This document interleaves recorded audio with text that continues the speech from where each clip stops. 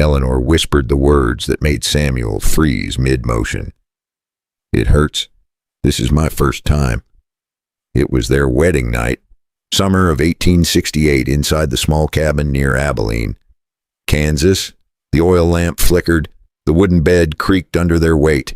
Sam had been a widower for 10 years. Eleanor, just 21, had arrived 3 days ago as his mail-order bride, but something was terribly wrong. Her body was stiff as a board. Her hands were trembling. And when Sam looked into her eyes, he didn't see shyness. He saw pure terror.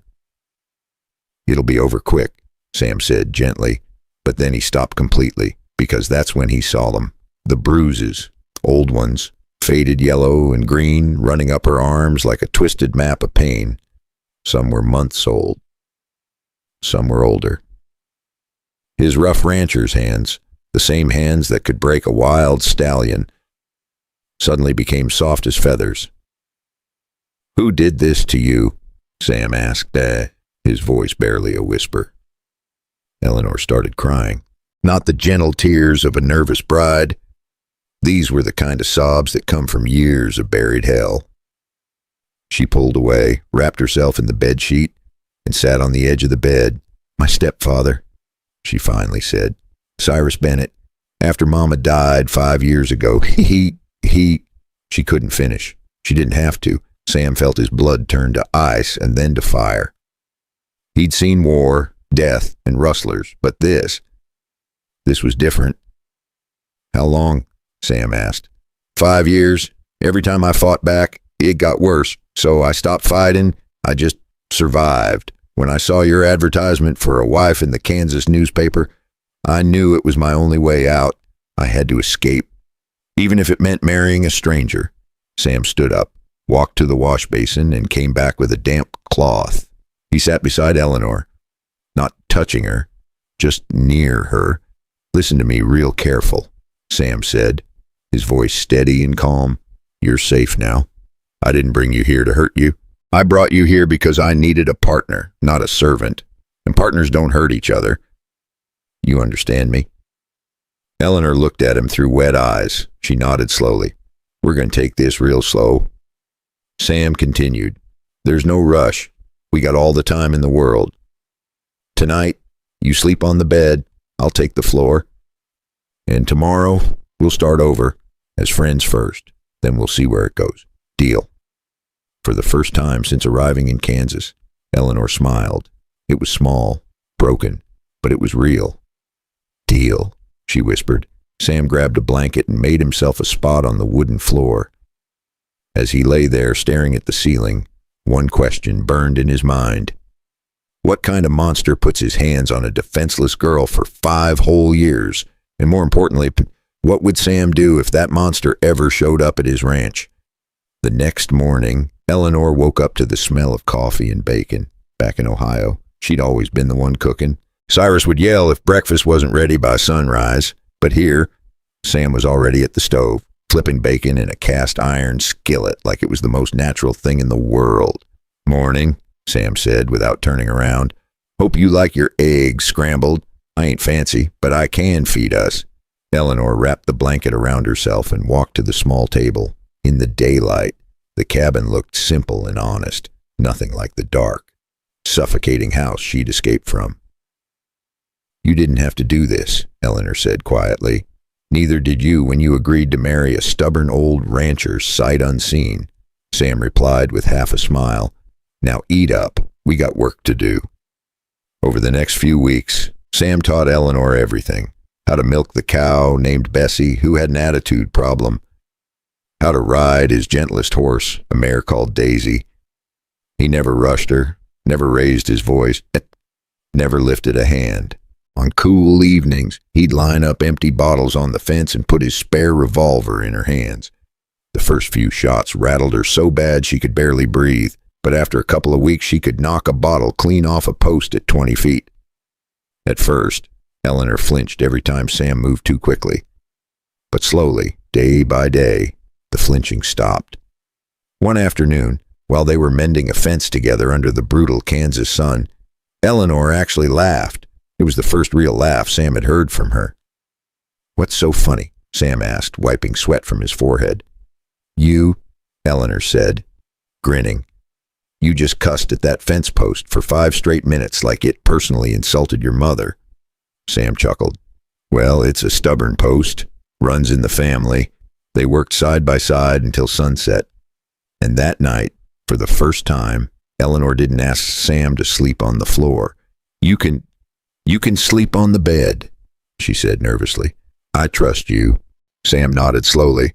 Only if you're sure. I'm sure. They lay on opposite sides of the bed that night, a good 2 feet between them. But sometime around midnight, Eleanor's hand slowly moved across the sheets. Her fingers found Sam's rough, calloused hand, and she held it. Sam didn't move, just held her hand back, gentle as holding a baby bird. 2 weeks later, on a warm August night, Eleanor rolled over and kissed Sam for the first time. Not because she had to, because she wanted to. What happened next was slow, careful, and nothing like her first night of terror. Sam kept asking if she was okay with so she kept saying yes, and when it was over, Eleanor cried again. But this time, Sam understood. These were different tears. Thank you, she whispered into his chest. Thank you for being patient. Sam kissed the top of her head. Thank you for giving an old man a second chance at something real. But 400 miles away in Ohio, Cyrus Bennett was reading a letter from the Kansas postmaster, and he was furious. 3 months apiece, that's all they got. It was a Tuesday morning in late October when Eleanor was hanging laundry outside. The Kansas wind was picking up, carrying the smell of incoming rain. Sam was out checking the cattle in the north pasture. That's when she heard the wagon. Eleanor looked up and felt her entire body turn to stone, because climbing down from that wagon, wearing the same mean scowl she remembered from 1,000 nightmares, was Cyrus Bennett. Beside him on the wagon seat sat Abilene's county sheriff, a tired-looking man named Clayton, who'd let Cyrus talk him into riding out here with a bottle of whiskey and a story about a stolen horse. There she is, Cyrus announced, pointing at Eleanor like she was a runaway dog. My stepdaughter, the thief who ran off in the night. Eleanor dropped the wet sheet she was holding. Her hand started shaking. All those weeks of healing, of learning to feel safe again, vanished in an instant. Sheriff Clayton tipped his hat. Ma'am, this man wrote my office saying you ran off with his horse and left debts behind. I'm here to hear both sides. Debts. Eleanor's voice cracked. He calls that care. I fed you, clothed you, kept a roof over your head after your mama died, Cyrus said smoothly, and you repay me by stealing my horse and running off to marry some stranger. You owe me $500, girl, or you're coming back to Ohio where you belong. Before Eleanor could respond, she heard hoofbeats. Sam came riding in fast, dust kicking up behind his horse. He took one look at Cyrus and his jaw clenched so tight you could hear his teeth grind. Get off my land, Sam said quietly. But quiet from Sam was more dangerous than yelling. This doesn't concern you, rancher, Cyrus sneered. This is between me and my daughter. Stepdaughter, Sam corrected, climbing down from his horse. And she's not yours anymore. She's my wife, legal and proper. We got the papers filed in Abilene 3 months ago. So whatever business you think you got here, you don't before you hear what happens next. Do me a favor, hit that subscribe button right now, because this story is about to get real interesting. Pour yourself some coffee, settle in, and let me know in the comments what time it is where you're listening from. I love hearing from you folks. Now, where was I? Right, the showdown. Cyrus smiled that oily smile of his. She still owes me $500 for her upbringing. A man's owed for that kind of care, mister. Sheriff here will tell you. Sheriff Clayton looked uncomfortable. All I know is he claims you owe him money and a horse. Out here. That can be serious business. Show them, Sam said suddenly, looking at Eleanor. Sam, no, Eleanor whispered. Show them, Sam repeated, his voice gentle but firm. These men need to understand exactly what kind of care you got. Eleanor's hands trembled as she slowly unbuttoned her sleeve. She rolled up the fabric, revealing the landscape of old scars and faded bruises that still marked her skin like a map of hell. Sheriff Clayton's face went pale. 5 years, Eleanor said, her voice stronger now. 5 years of this. That's the care he's talking about. But Cyrus wasn't done yet. Not by a long shot. Sheriff Clayton stared at those scars for a long moment. Then he looked at Cyrus with disgust. Mr. Bennett, I strongly suggest you get back in that wagon and ride for Ohio before I decide to wire your hometown judge and ask a few hard questions. Beating on a girl like that is a crime where I come from. Cyrus's face turned red. She's lying. Those scars could be from anything. Farm work, accidents. 5 years worth of accidents. Sam stepped forward. On a girl who was locked in the house most days. Try again, the sheriff nodded. You got 1 hour to be on the road out of this county, Mr. Bennett. After that, I'm filing a report. And trust me, word travels fast between Kansas and Ohio law. Cyrus climbed back into his wagon, but the look he gave Eleanor was pure poison. This ain't over, girl. You hear me? This ain't over. They watched him ride away. Dust trailing behind the wagon. Eleanor collapsed into Sam's arms, shaking. Sheriff Clayton tipped his hat and left soon after, promising to keep an eye out. It's done, Sam whispered into Eleanor's hair. He's gone. Still, as he slid the bolt across the cabin door that evening, a hard knot sat in Sam's gut. Men like Cyrus didn't swallow humiliation easy, but Sam was wrong. That night, around 2 a.m., Eleanor woke up to the sound of breaking glass. She sat up in bed, heart pounding. Sam was already reaching for his shotgun in the corner. Stay here, Sam whispered. But Eleanor knew that sound. She knew that heavy footstep on the porch. She'd heard it 1,000 times back in Ohio, usually right before the beatings started. Cyrus had come back. I know you're in there, Cyrus yelled from outside. You think you can embarrass me in front of a lawman and get away with it? You think you can just leave? Sam moved toward the door, but Eleanor grabbed his arm. No, this is my fight. Eleanor, no. He's been controlling me through fear my whole life. Sam, if I don't face him now, I'll be looking over my shoulder forever. Before Sam could argue, Eleanor grabbed his spare revolver from the drawer. Her hands weren't shaking anymore. She walked to the door and opened it. Cyrus stood there on the porch, drunk and angry, pistol in hand. But when he saw Eleanor with her gun pointed straight at his chest, he froze. You, Cyrus laughed, but it sounded nervous. You don't have the spine, girl. You never did. You're right, Eleanor said calmly. The old Eleanor didn't, but I'm not her anymore. Now get off my husband's land, or I'll put a hole in you that even an undertaker couldn't fix. Behind her, Sam appeared in the doorway with his shotgun, backing her up. She means it, Cyrus, and even if she misses, I won't. For the first time, she saw something new in Cyrus Bennett's eyes. Fear. He lowered his gun slowly. You'll regret this. Both of you.